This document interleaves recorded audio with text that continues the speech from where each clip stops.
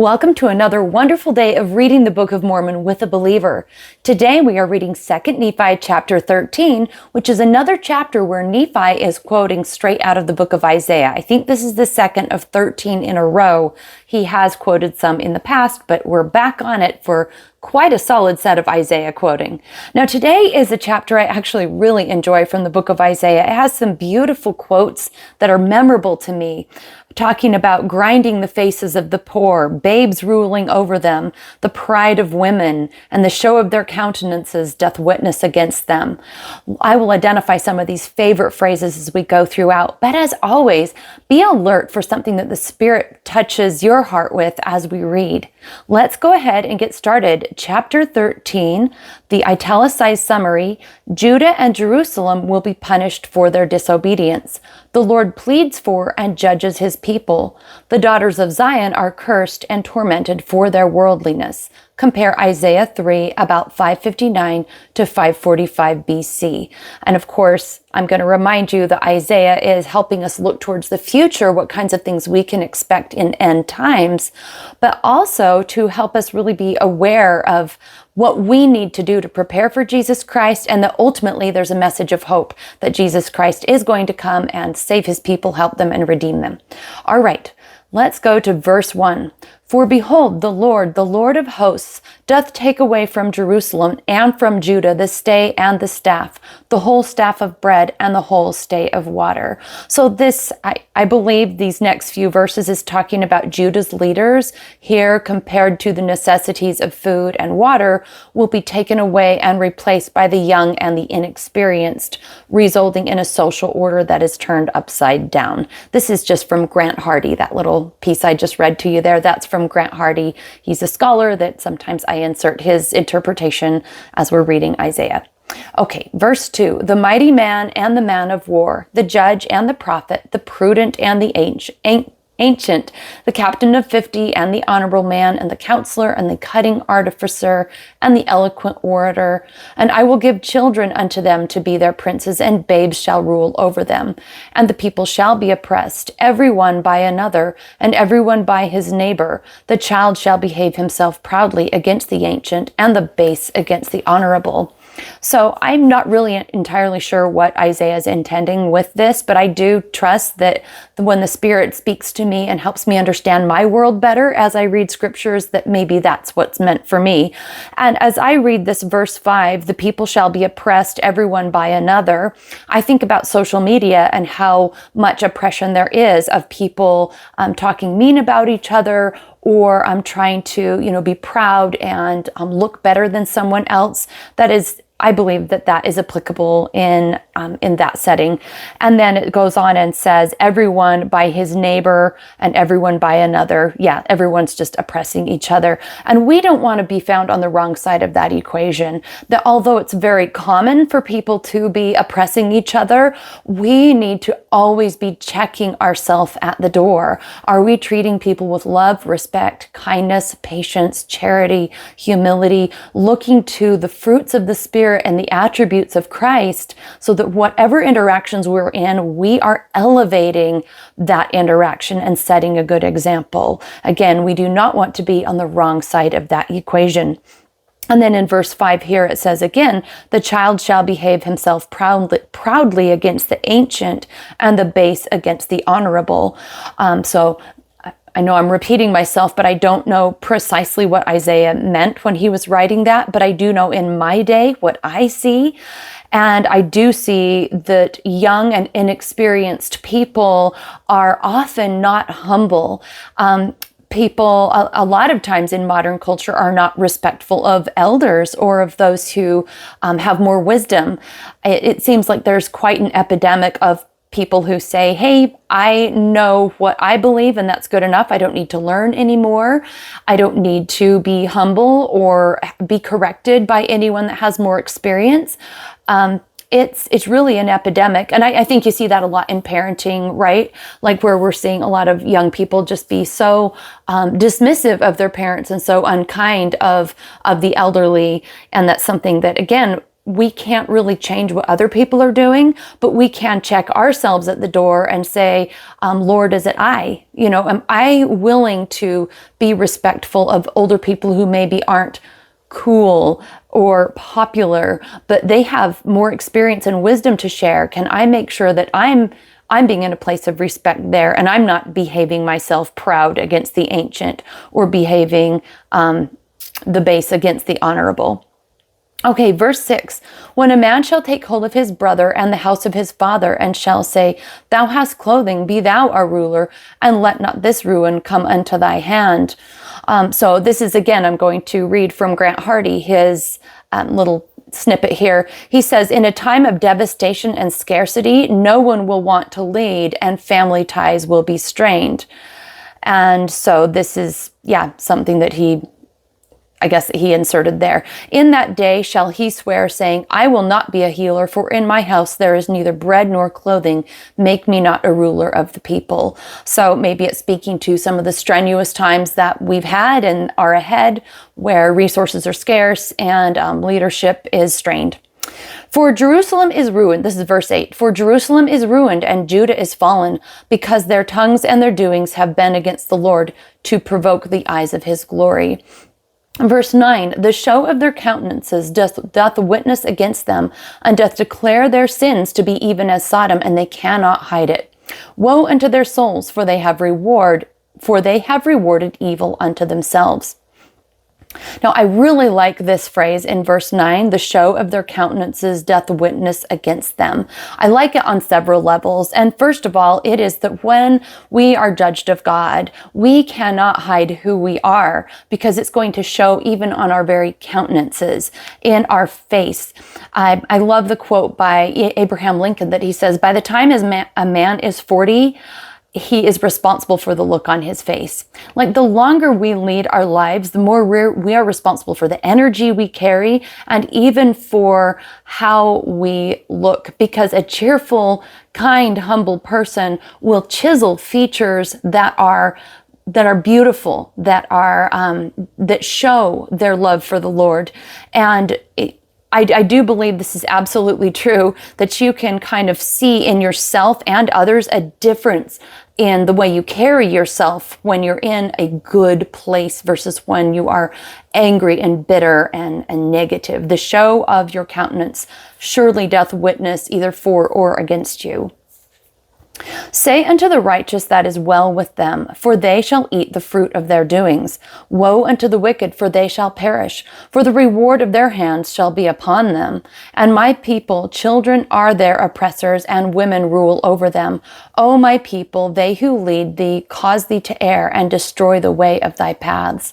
And so again, I'll say it for the 1,000th time. I don't really know what Isaiah meant by that. And I don't even know if this is describing what is going to happen or prescribing what should happen. I think it's more describing what's going to happen.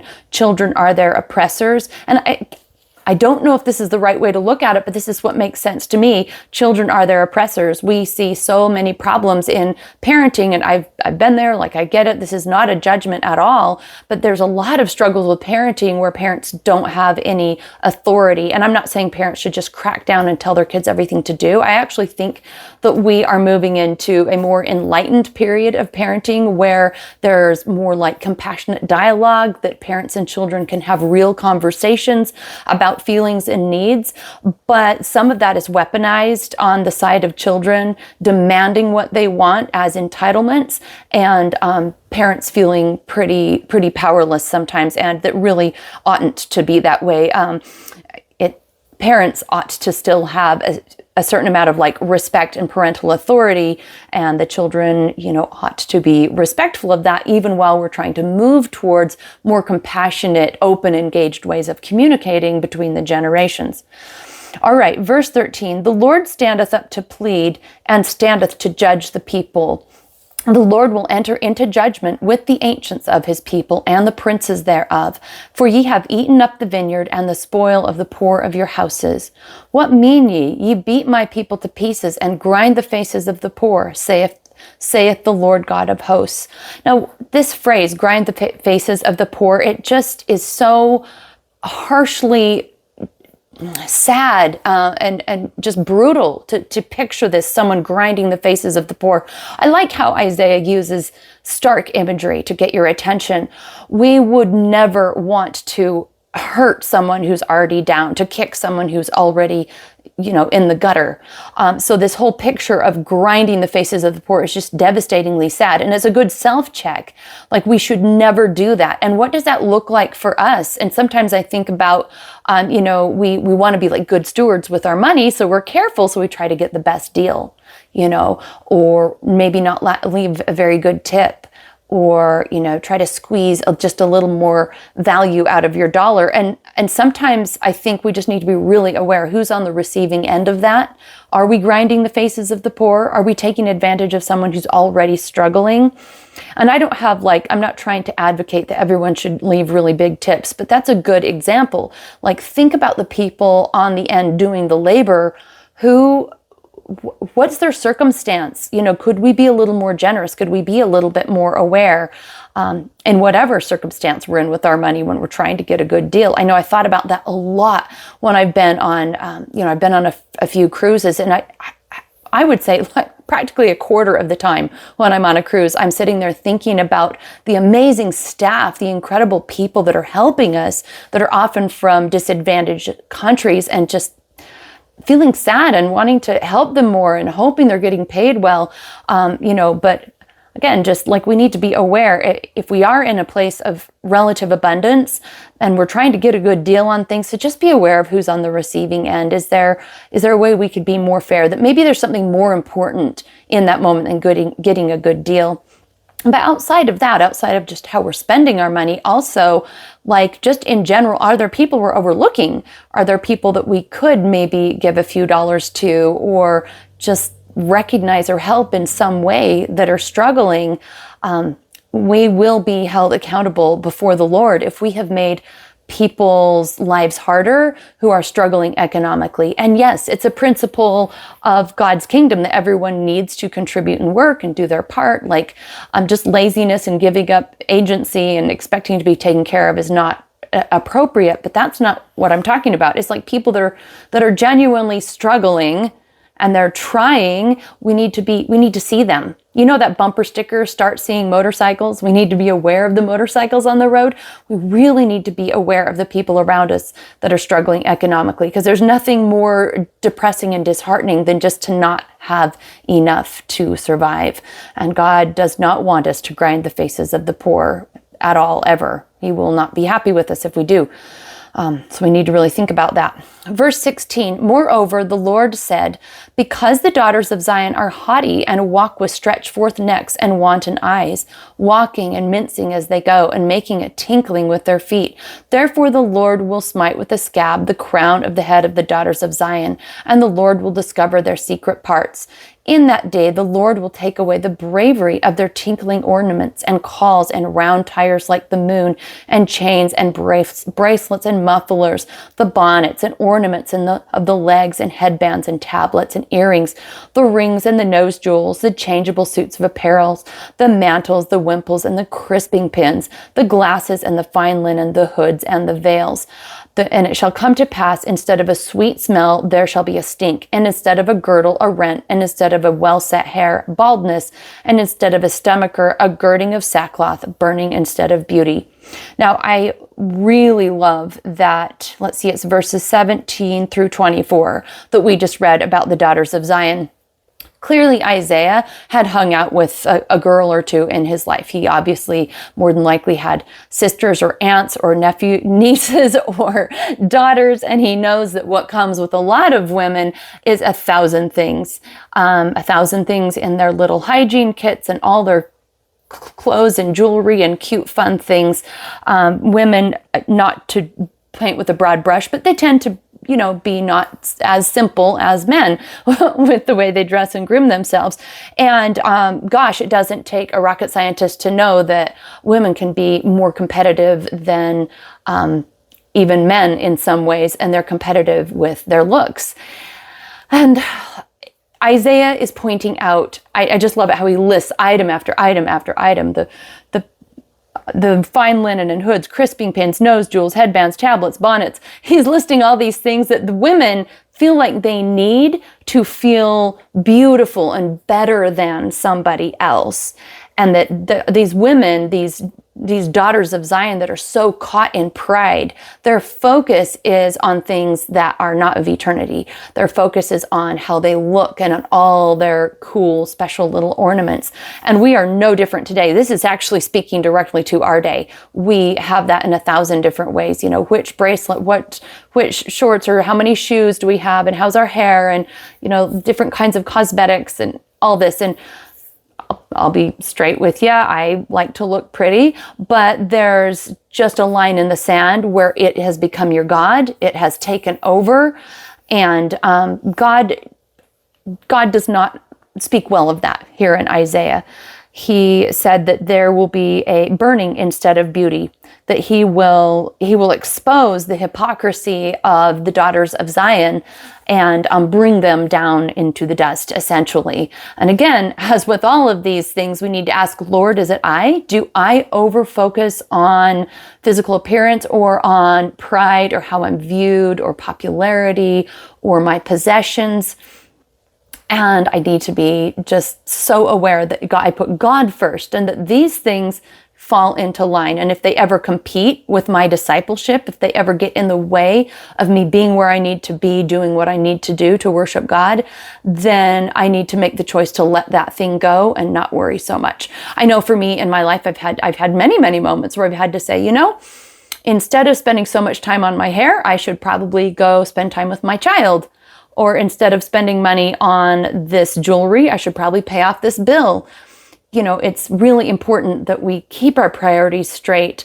And in this day of social media, this is worse than ever. It's like gas has been thrown on the fire, and Satan is laughing his head off, because women are kind of losing their ever-loving minds about their image, how they look, and how many friends and likes they have. And again, God does not seem to be advocating for that. He seems to be doing the exact opposite in the book of Isaiah. So us as women would be wise to be humble and to simplify and to put God at the forefront of our lives. All right, verse 25, thy men shall fall by the sword, and thy might in the war, and her gates shall lament and mourn, and she shall be desolate and shall sit upon the ground.